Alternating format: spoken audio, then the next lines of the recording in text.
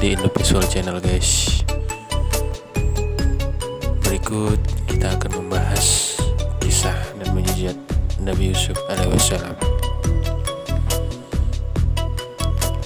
Segala puji hanya milik Allah ya Rabbi. Segala zat yang maha ghafur, zat yang maha syukur, yang telah memberikan ribu-ribu nikmat yang tidak terukur. Nikmat iman, nikmat Islam, sampai nikmat sehat walafiat, sehingga kita bisa beraktivitas seperti biasa yang insya Allah diberkahi Allah Subhanahu wa Ta'ala. Salawat serta salam semoga tercurah limpahkan kepada Nabi besar Muhammad Sallallahu Alaihi Wasallam, yang lahirnya saja membuat guncang alam semesta, membuat heboh para malaikat Allah Subhanahu wa Ta'ala, yang kalau bukan karenanya tidak akan Allah ciptakan alam semesta ini. Nabi Yusuf alaihissalam merupakan salah satu dari 25 nabi yang disebutkan dalam Al-Quran. Ia merupakan anak dari Nabi Yakub alaihissalam, sekaligus keturunan Nabi Ibrahim alaihissalam, dari anaknya yaitu Nabi Ishak alaihissalam. Selain dikaruniai wajah yang tampan, Nabi Yusuf alaihissalam juga diberikan mukjizat oleh Allah Subhanahu wa Ta'ala. Ia diperintahkan berdakwah untuk bangsa Kan'an dan Firaun di Mesir. Kisah mengenai Nabi Yusuf alaihissalam tercantum dalam Al-Quran surat Yusuf.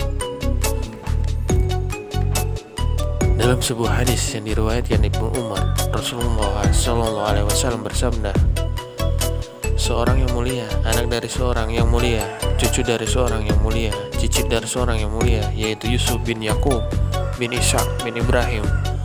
Hadis riwayat Bukhari dan Ahmad.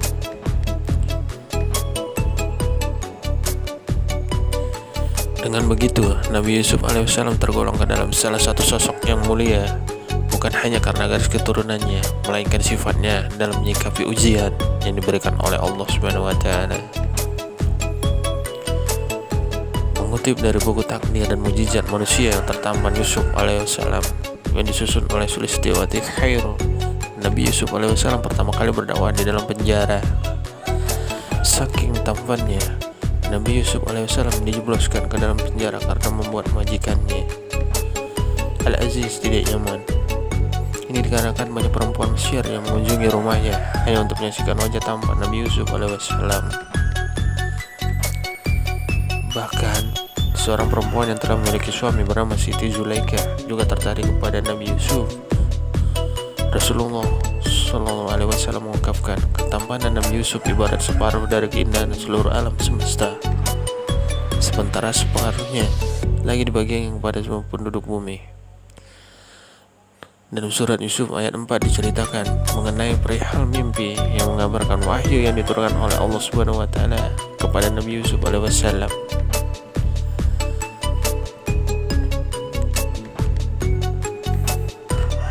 Ketika Yusuf berkata pada ayahnya, wahai ayahku, sungguh aku bermimpi melihat 11 bintang, matahari dan bulan, kulihat semua sujud kepadaku.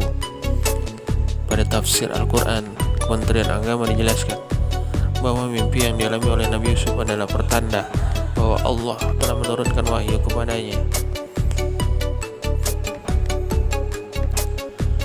Saat itu Nabi Yusuf menceritakan mimpinya kepada sang ayah Nabi Yakub alaihissalam.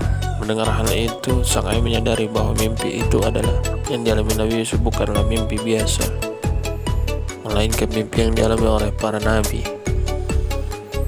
Dalam ayat itu dijelaskan, Nabi Yusuf melihat 11 bintang yang ditafsirkan Kementerian Agama sebagai saudaranya yang berjumlah 11. Kemudian matahari diyakini sebagai sang ayah dan bulan adalah ibunya.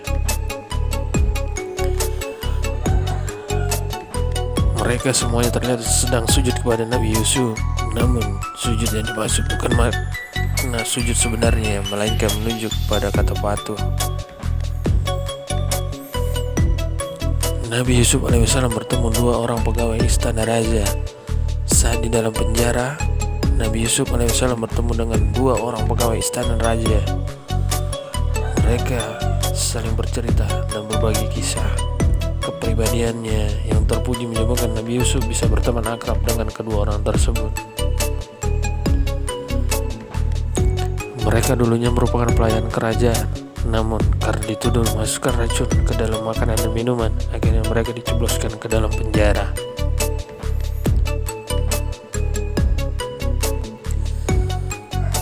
Suatu malam, ketika semua orang yang ada dalam penjara itu tertidur, ternyata kedua orang bekas pelayan kerajaan yang mendagang dalam penjara itu mendapat sebuah mimpi yang sungguh menakjubkan.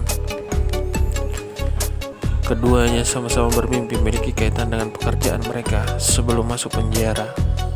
Karena merasa ada hal yang aneh, maka mereka menceritakan perihal mimpi itu kepada Nabi Yusuf alaihissalam. Mujizat Nabi Yusuf alaihissalam dalam menafsirkan mimpi. Allah Subhanahu wa taala memberikan mujizat kepada Nabi Yusuf alaihissalam dengan kemampuannya dalam menafsirkan mimpi.